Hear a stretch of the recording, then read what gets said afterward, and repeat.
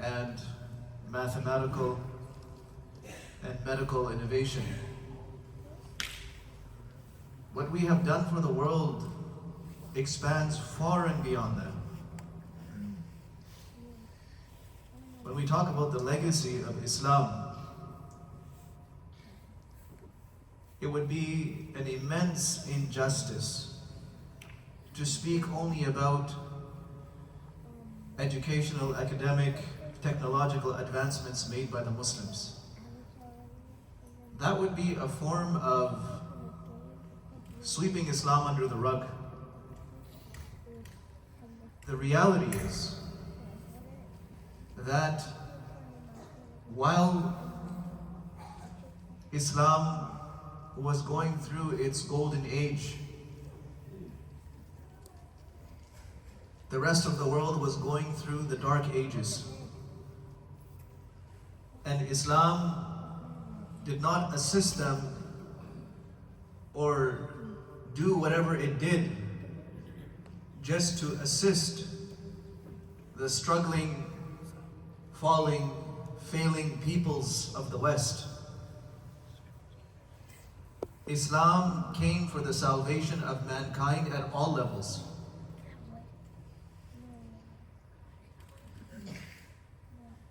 The first and foremost thing that Islam gave to the world, gave to the West, was humanity. We taught mankind what humans were meant to be like. What kind of faith resides in the heart of a true believer? What types of intentions and motives dwell within? And what types of feats is one able to accomplish? What types of behaviors and characteristics is one able to display once they have this belief system incorporated in their lives?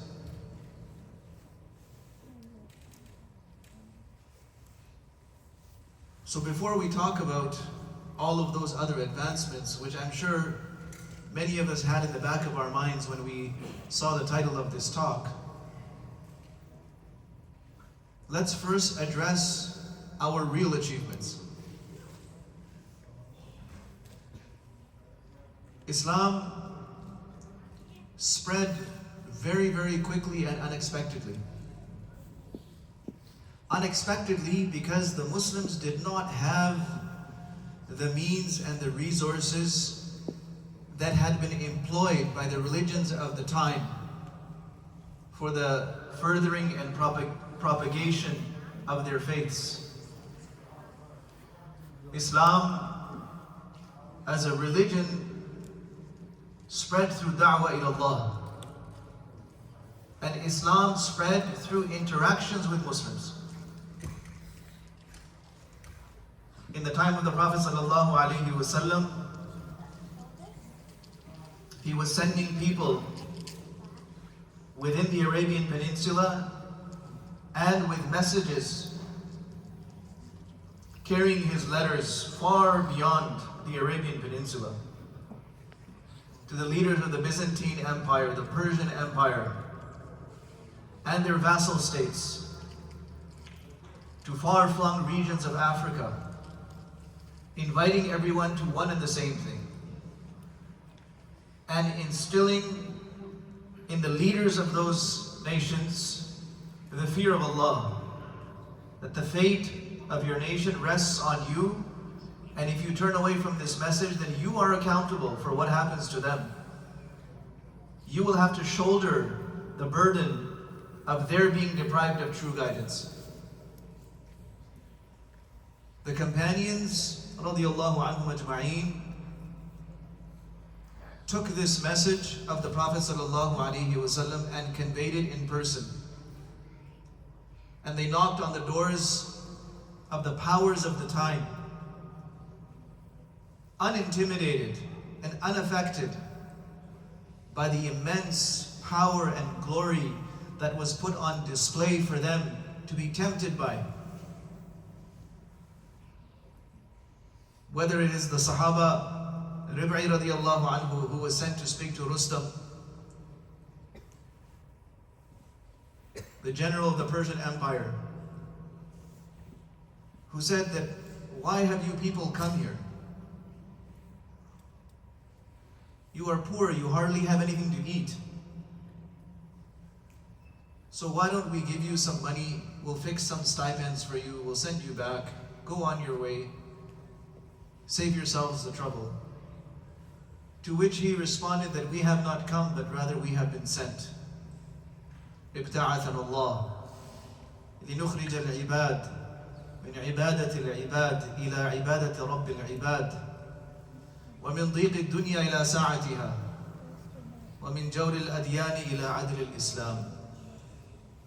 Allah subhanahu wa ta'ala has sent us to take mankind out of the slavery of mankind into the slavery of the Lord of mankind. And to take them out of this very narrow life that they are living. Working to eat, eating to work. This strange and bizarre and seemingly unending cycle that consumes a person until they're in their grave. We came to show you that life on this earth is much vaster than what you have made it. It is much greater. We want to introduce you to that life. And we want to take you out of the oppression of other ways of life, of other religions, and show you the justice of Islam. What kind of system do you have where the weak are devoured by the strong and wealthy, and the wealthy continue to get wealthier and wealthier off of the backs of the poor? And when you run out of ways to tax them, then you start taking their lands, then you start taking their children, you steal their dignity, you humiliate them in unimaginable ways, and you say all of this is to uphold the glory of your religion? We want to show you the justice of Islam. Mu'adh ibn Jabal radiallahu anhu was deputed by Abu Ubaidah ibn Jarrah radiallahu anhu to speak to the Byzantine commanders prior to the battle of Fahl. And this was an immense battle that took place after the battle of Yarmouk. The Byzantines wanted to impress and dazzle this ambassador of the Muslims. So they put their best things on display. The most beautiful tapestries and rugs were laid out.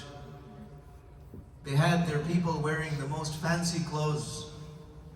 Everything was adorned. And servants came running to take his animal.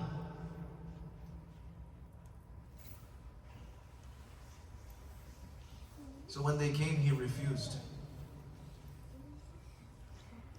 He said, no, I'm not handing my animal over to you. My animal goes wherever I go. Then they ushered him onto these beautiful carpets and rugs they had laid out. He says, no, I'm not walking on this. I'm going to walk on the ground. Then they brought him to this beautiful seating area with couches and sofas and recliners. And he refused to sit on any of that. He said, I'm going to sit on the ground. You see my companions over there in the battlefield, they're all sitting on the ground right now. I will not do anything that makes it look like I have some kind of an exclusive right or exclusive pleasure that my companions don't. They're sitting on the ground, I'm going to sit on the ground. He rejected all of their offers of their so-called hospitality. He said, who is this man? He spoke to them very, very clearly and directly. And they said that don't be fooled by your victory over the Persians. We have much greater armies, much larger armies than theirs. And yes, some 20 years back, they had defeated the Persians.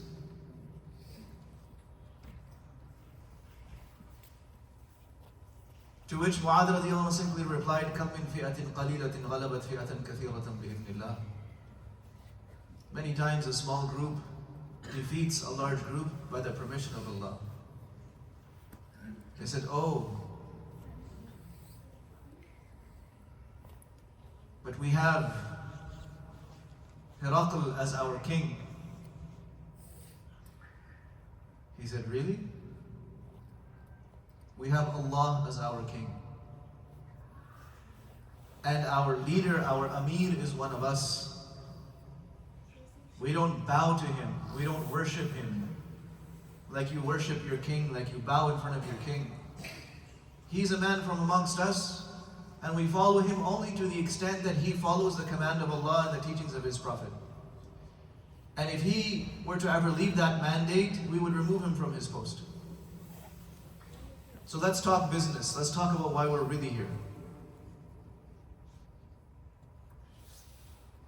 Prior to that, in the Battle of Yarmouk, one of the generals of the Byzantine army approaches. He signals to Khalid radiallahu anhu that he wants to approach and speak to him.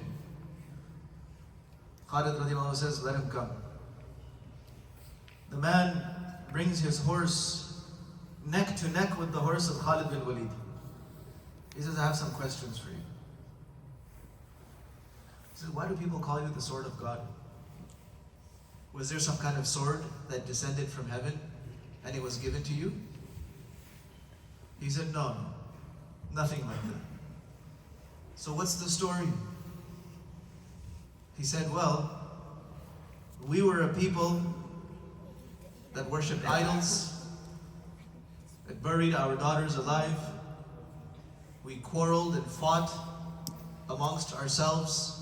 We used to sever our relations and our ties. And we used to do such and such things until a man came and invited us towards all of these beautiful teachings. Some of our people accepted him and others rejected him. I was from those who rejected him and fought against him. And I carried out battles against him for years until I felt compelled to become one of his followers. The truth became so glaringly obvious that I knew that if I try to escape from this, I will only be ruining myself. So I went and became one of his followers. And then I started fighting alongside with him. And I exerted all my energies and skills in supporting his deen. And he gave me this title, the Sword of God." So the man asked further questions about the deen. Khalid radiallahu anhu educated him. Both armies are standing. It's a war. And these two generals are having this heart-to-heart conversation. Finally, the man says that, "How does one enter into your religion?" He says, "Oh, you just come and you take a bath and you pray. You take the shahada, you pray. You're part of our religion." He says, "Can I come with you to your tent?"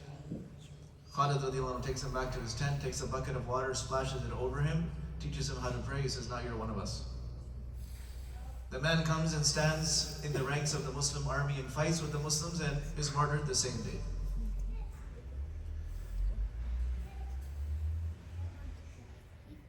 Years before that, in the Battle of Ahzab, when Khalid bin Walid, the same man, was becoming impatient with the siege of the kuffar over Medina.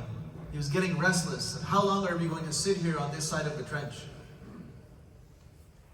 He and his friend Ikrimah ibn Abi Jahl started growing impatient, and they could see the divisions, the gaps and the cracks starting to form in their so-called alliance of Ahzab. So they said, "Enough is enough. We are going to breach the trench." So they found a spot where the trench was narrower than anywhere else, and a group of men, some 13, 14 men, managed to breach it. Amongst them was the bravest fighter of the Arabs at that time, Amr ibn Abd Wud. And this man, the moment he crossed the trench, he started prancing with his horse in front of the Muslims and challenging them, mocking them, taunting them. Is there any one of you who dares to face me? So Ali radiallahu anhu volunteered, but the Prophet ﷺ asked him to stay seated. Again, the man started taunting and ridiculing. Again, Ali radiallahu anhu volunteers. The Prophet ﷺ says, you sit. The third time, Ali radiallahu anhu again stands up. He says, O Prophet of Allah, let me go and face him. The Prophet ﷺ says, he's Amr. So Ali radiallahu anhu says, let him be Amr, I'm Ali. The Prophet ﷺ says, okay, go. Now when Amr sees Ali ibn Abi Talib, a very young man, in front of him, and he says that, why are you coming in front of me?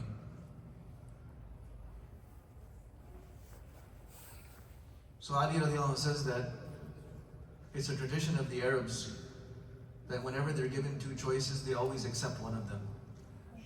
He said, yes. So what are you saying? He says, my first choice to you is say La ilaha illallah Muhammadur Rasulullah. He says, I have no need for this. He says, well, your second choice is you come and face me. So Amr says that I do not wish to soil my sword with the blood of a young man like you. So Ali radiallahu anhu responds is that may be so, but I wish to soil my sword with your blood today. This throws Amr into an absolute fury. He comes and starts raining blow after blow on Ali radiallahu anhu, which he dodges and blocks and defends himself. And eventually Ali radiallahu anhu gets the upper hand on him, and this had never happened in the life of this man, that someone had gotten on top of him. Ali radiallahu anhu gets on top of him. And he has his dagger in his hand, which he takes out, and is just about to take this man's life when the man, in a final act of disdain, spits in the face of Ali radiallahu anhu. So Ali radiallahu anhu gets up from on top of him and backs away. Amr says, what's this? For the first time in my life, someone pinned me, and right when you had the opportunity to take my life, you stepped off. He said, because I was not killing you because of a personal hatred against you. I was fighting against you because you are an enemy of Allah. I was fighting you for the sake of Allah. The moment you spat at me, now my intentions got mixed because I was in a fury myself. And if I had killed you in that state of rage, it may not have been for the sake of Allah subhanahu wa ta'ala. Allah wouldn't accept it. So I got off. So Amr said that was a dumb thing to do in battle. Now you're going to pay for it. So he charges at him. And this time he strikes him with his sword. He swings with his full force. And Ali radiallahu anhu, though he blocks it, the swing is so strong, it tears right through the shield of Ali radiallahu anhu and strikes him on the head. But Ali radiallahu anhu did not back off. He swung right back. In one swing, he took that man's head off. The ulama of Sirah mentioned here that this happened close to the foot of Mount Salah. Small hill. It said that the entire hill shook from the takbir of the Muslims when Ali radiallahu anhu defeated this man.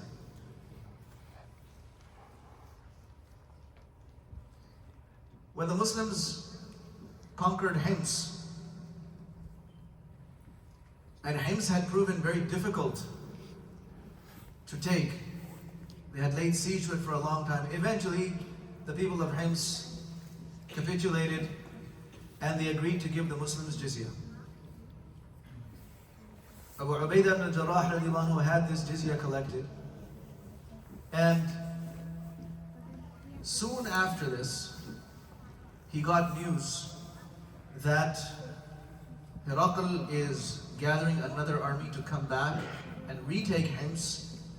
And this time he's gathering armies from all corners of the Byzantine Empire, and they're going to come and crush the Muslims.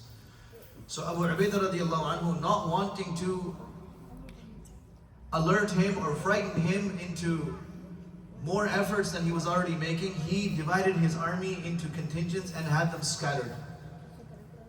So it does not look like there's an army waiting for him. And then he writes a letter to Umar ibn al-Khattab radiallahu anhu, that what should we do? This is the situation. They're gathering a massive army. Right now, I have dispersed my soldiers, broken them down, and gotten them out of the way of the marching army. We are awaiting your instructions. Umar radiallahu anhu said that this was the right move, and I am going to provide you reinforcements in a different way. Because what Umar radiallahu anhu had done was he had built a system of reserves wherever the Muslims had gone up till now. Every city that they had conquered, such as Kufa for example, they, after taking the place, they didn't just leave it. He had a reserve army, reserved horses, reserved armaments, everything stocked there. He said, I'm going to use all of these now. So he had all of those dispatched and mobilized. Now Abu Ubaidah radiallahu anhu gives an instruction that was unprecedented. He sends Habib ibn Maslama radiallahu anhu to the people of Hims with all of the money they had collected. And he said, I want you to give this back to them. So when they arrived with all of this gold, all of this money, the people asked that, what does this represent? Are you now breaking your treaty with us? It means now you're going to kill us? Or does it mean that you are no longer going to protect us? Because the jizya was in exchange for protection. They said, no, neither are we going to come and kill you, nor are we foregoing our protection that we have promised to you. But our Amir says, Abu Ubaidah says, that there is a massive army, even greater than the armies we have met. They are marching this way. They want to take Hims back, and they are preparing to crush us. And we are here to fight till our last breath, till our last soldier, because we have committed to you. But just in case we aren't able to fulfill the haqq of your protection, if we lose our lives before the city is protected, we don't know what they're going to do with you. So as a precaution, he is returning all of this tax money. They said, we never heard of such a thing. So what did they start doing? They started making dua, that may Allah return you back to us and never return those people back to us, because they have never returned anything to us. They've only taken from us. They bled us dry.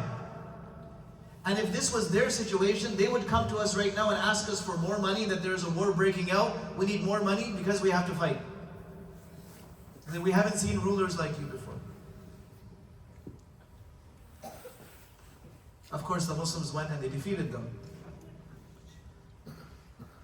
I'm just giving you these snippets so that we can understand in the correct context what the legacy and what the contribution of Islam truly is. The biggest contribution of Islam is Islam itself. It's the teachings of this deen. It's the faith that propels an ordinary person to do extraordinary things. It's the taqwa, the piety, the fear of reckoning. It's teaching people haya and modesty. Teaching the role of cleanliness is. Study Europe and European life norms in the Dark Ages and take an excerpt from Islamic history of the exact same epoch and look at the difference. How clean and hygienic the Muslims were at a personal level, family level, their cities, their civilization. And look at what Europe was doing at that time.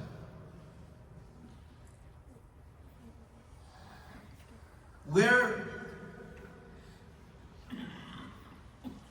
the Persians had come and butchered 90,000 residents of Jerusalem. When the Muslims came and the Christians handed over the keys of Bayt al-Maqdis to Umar ibn al-Khattab radiallahu anhu, and they laid this as a condition that we will hand over the city to you provided that Umar ibn al-Khattab brokers this exchange.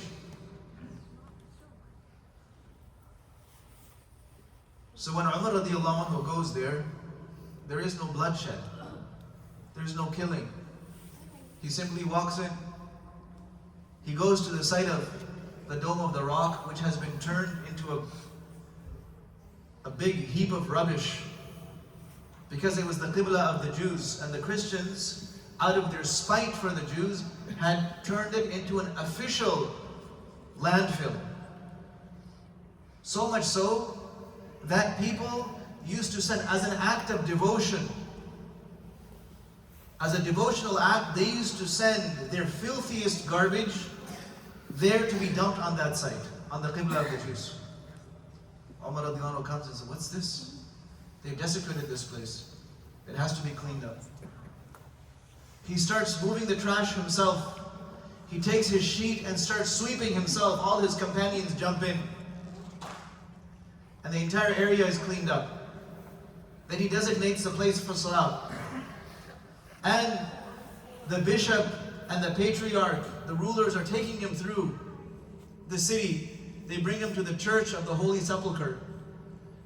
And there the bishop requests him to pray. We want you to pray your salah here. Umar radiallahu anhu says, no. If I pray here today, tomorrow the Muslims will lay claim on this church of yours and say, this is a masjid, our Amir prayed here. Part of our deal is that whatever you have, your religious institutions, your places of worships, they are going to stay yours, and I'm here to ensure that. So he didn't pray. And he writes out a very detailed document guaranteeing the safety of their lives, the security of their churches, even the lands that their churches are built on. Those lands cannot be diminished or reduced. Those who wish to leave are guaranteed safe passage to wherever they want to go. If they're carrying crosses with them, the Muslims will even guarantee the safety of their crosses until they reach wherever it is that their destination may be. And on and on and on.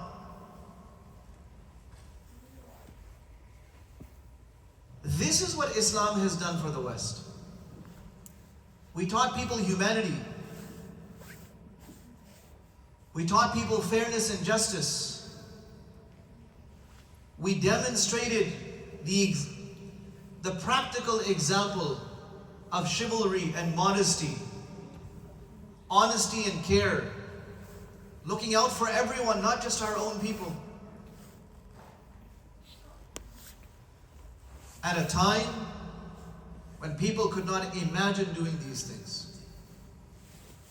And the driving force behind it was our faith. It was our connection with Allah subhanahu wa ta'ala. It was our devotion to this deen. All of these were selfless endeavors. They were not endeavors motivated by wealth, by power, by some kind of worldly greed. All of this was being done purely and solely for the sake of Allah subhanahu wa ta'ala. And when the Muslims did that, and the frontiers of Islam expanded and covered a very major portion of the world, then it was on the backs of this that other people came in and started doing other kinds of work. This is where, in the time of Banu al-Abbas, starting from the time of Harun al-Rashid, and then in the time of his son Ma'mun al-Rashid, where all kinds of advancements started taking place. Why? Because there was peace. There was stability. The Muslims were leading the world. And so they felt that this was the time to start taking and assuming control of the intellectual world, of the academic world, of the scientific world. And it was time to take people out of these backward ideas and theories that they had, opinions that they thought the world was based on. It was time to find out realities. It was time to explore the deeper meanings of the Quran. What does it really mean when Allah says, "Kullun fi falaki yasbahun"? Every celestial body is moving in its own orbit. What does that really mean? What does that look like? لِتَعْلَمُوا عَدَدَ السِّنِينَ وَالْحِسَابِ. Calculations, understanding precise calculations of everything in the world. What does that look like? What does that entail? This earth, وَالْأَرْضَ مَدَدْنَاهَا, we have expanded it. Oh Allah, expanded it to what extent? To where? وَعَلَامَاتْ وَبِالنَّجْمِ هُمْ يَهْتَدُونَ. They take guidance from the stars. Oh Allah, how do we take guidance from the stars?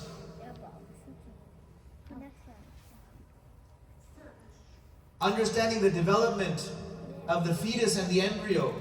Because Allah subhanahu wa ta'ala has explained it in the Quran. Ya Allah, how does this work?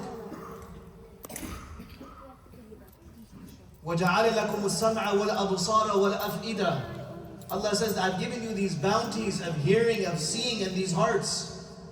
Ya Allah, how do we take care of these bounties? We need to know how they work. How do we serve them? How do we take care of them? How do we treat them? Allah speaks about light in the Quran. Ya Allah, how does this light work? How does light function? Allah speaks of treasures that He has scattered throughout the earth. How do we use these treasures? Now, they were in a position where they could start exploring every one of these areas. And that's exactly what they did. And they were not ignorant of the work that had been done before them. The work that was done by the Greek philosophers and scientists, by the Romans, even what was done by the Indians. This was about understanding the universe. So they translated thousands and thousands of works, bringing everything into the common language of Arabic. And once they had this store of information, they said, now let's work with it. Let's do our own discoveries, our own experiments, our own research, and let's find out.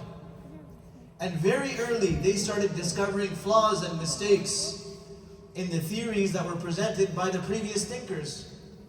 Because those were just theories. There was some notion of fact and reality, but the rest was just theorizing.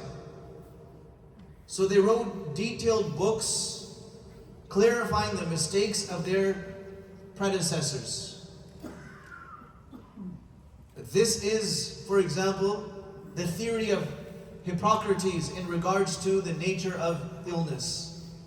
Yes, some of it is correct, but there is a lot that needs to be corrected. You cannot limit disease into just the understanding of these four humors, what was called humorism. That all disease is due to an imbalance of one of four humors. Bile and phlegm and so on and so forth. He says, no, there's more to it than that. And we have the research to prove it. Ptolemy's theories in regards to the understanding of the universe, the understanding of calculating the universe, the understanding of the movement of the universe, yeah, he had made some observations, but he was flawed in many ways. This is the correction. And they devoted themselves to this. They devoted themselves to mathematics until they understood it for what it was. From mathematics to algebra, to binomial theorem, right up to trigonometry. And all of it came back full circle to figure out how do we navigate ourselves in this world. Islam has spread to the far-flung areas. If a Muslim wants to face the Kaaba and he's thousands of miles away, how does he do so? And this is why the masajid that were built at that time, over 1,000 years ago, you will find them as far as they are, thousands and thousands of kilometers away from Makkah. You'll find their positioning towards the Kaaba to be perfect.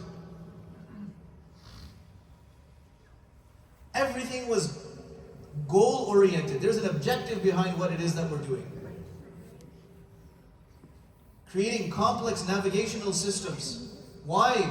So that the people who are living across the ocean can perform Hajj easily, without getting lost, without going around the world in the wrong direction.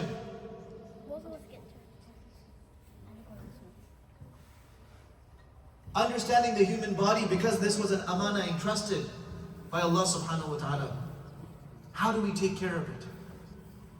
And so they were much more daring in their endeavors of medicine. They said it's not enough. Yes, what the Greeks wrote, it's interesting stuff, but we need a scientific process to prove. We need a system of pharmacology. We need a proper canon of medicine to identify pathologies, the nature of pathologies, and the treatment of such pathologies. We need an organized system. So it's going to be based on not just experimentation, but it's going to be based on solid proof. And until medicine has been tested in specific doses for specific types of conditions, it doesn't qualify as a medicine. Whereas before it was just, yeah, take this herb, take that liquid, take that mineral, do this, do that. No. They started studying human anatomy and physiology to the point where they understood how the body worked from the inside.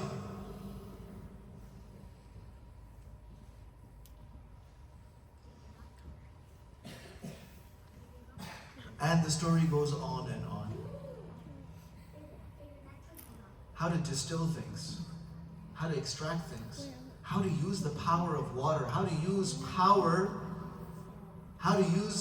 hydropower, water for the sake of powering things, and then creating machines, using levers and crankshafts, and using hydropower to move all of these things. Within the first 300 years of this, they had already made what would become the first self-moving, self-operating devices. And they became the fathers of robotics. And they had already created instruments that were pre-programmed. All you had to do was apply the current of water at a very specific intensity, and the device would just do already what it was created to do. Clocks powered by water, mills powered by water, entire irrigation systems unlike anything seen by man today. Optics, understanding how light works. Ibn al-Haytham, who is essentially the father of optometry and the father of optics, he fell out of favor with the ruler of Egypt at that time, and he had him placed under house arrest. He says, this is great. I have all the time I need to do my work. He spent the next 10 years doing experiments with light, the result of which he created the Book of Optics in many, many volumes. He created the first camera. He says, I want to prove to you how light actually works, and what the Greek philosophers theorized, that light is a phenomenon of the eye, that it's the eye that's projecting something that enables it to see. This is absolutely false. Light comes and bounces off objects. It has specific rays, and these rays are always traveling perfectly straight. And it is these rays that when they go into the eye translates them into images and extracts information from them. So he spent years proving this.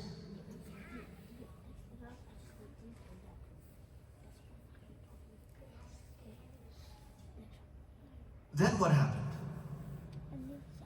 Ibn al-Haytham, al-Jazari, Muhammad ibn Zakaria, al-Razi, the Bayt al-Hikmah, which was initially founded by Harun al-Rashid and then developed and turned into a massive institution by Mamun al-Rashid. The works of Ibn Sina, the father of modern medicine, who canonized the laws of medicine through his book Qanun al-Tib, the canon of medicine, and Kitab al-Shifa. Anyone who wanted to be educated, no matter where in the world they lived, they had to flock to the Muslim seats of knowledge. They had to go to Baghdad or Egypt, where the Muslims had founded their schools there, or Andalus, which had bloomed and blossomed in its own way. This is where people were going to get knowledge, and they took that knowledge back with them to their Western countries because there was no restriction on who could get this knowledge. It was not to establish a hegemony, that this is our knowledge. No. Allah subhanahu wa ta'ala has opened up to us this understanding, and we are here to share it. But it needs to be authenticated. So they came up with a system of diplomas and certificates, the first of its kind in the world. The first medical board exam had to be given in Baghdad in order for you to be a certified medical practitioner. Otherwise, no. Out of the question. Hospitals, even in the time of Harun al-Rashid, there were more than 30 hospitals that he had built. And then in the later generations, they used to call them Bimaristan. From the Farsi, Bimaristan, the place of the sick. Bimaristanat. So this term became Arabicized. It was used in Arabic as well. And the hospitals were founded on the principle of helping people. It's to help the makhluk of Allah subhanahu wa ta'ala. They were funded by the state and through endowments. And because the principle, the core principle was to help those who are sick, it was declared that all the healthcare that was provided would be absolutely free. But doctors who had the means and wanted to establish a private practice and bill people for it, they were allowed to. But all the hospitals will provide completely free healthcare and treatment, and the Muslims, they had wards for children. They had wards for those who had psychiatric ailments. They had all kinds of stores of medicine, and each hospital was training other people in the same science. And there was no distinction that you had to be a Muslim, or even that you had to belong to that country. You could come from anywhere in the world that you wanted, you would get your treatment. And there's no distinguishing.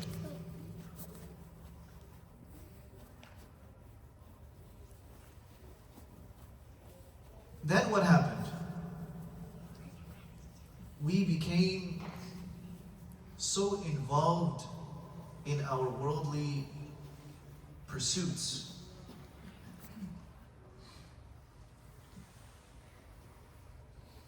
our greed for more, our attachment to our luxuries because we were living such a luxurious life, such a comfortable life, our removing ourselves from the main purpose, which was to spread the deen of Allah. We removed ourselves from that function for which Allah subhanahu wa ta'ala has actually sent us, the one function that leads to everything else that we had, because we skipped on that, so everything else started falling apart. Others took our knowledge, our research, and developed it further, researched it further. We started losing our, not just our lands, but we started losing our reputations because we stopped being those people that the world had become used to looking up to. We were no longer those people. We were also squabbling amongst ourselves for power, engaged and in fact deadlocked in power struggles, land grabs, trying to cement one's power at the cost of others, taking lives, shedding blood in the process, destroying civilizations in the process. Whatever it takes, I need to guarantee my power. And then uprisings in the name of religion, but motivated purely by political intent. This became the order of the day. And there was complete chaos. And then a vacuum would be created, and then some Muslims would come in and fill the vacuum. But it was hardly enough. Then again things would fall apart. Then again somebody would come in to plug that hole. And again things would fall apart. So if you want to understand our worldly contributions that the West took and developed on, there are many books about this. And in fact, you would need an entire seminar to go over the things that I've just mentioned in passing very, very quickly. You would need an entire conference, a seminar, a series of lectures, to say the least, to understand this in detail. And it's good to know those details because you understand where you're coming from. You understand what your forefathers did, what your ancestors did. And you don't have to ever feel that you're missing something.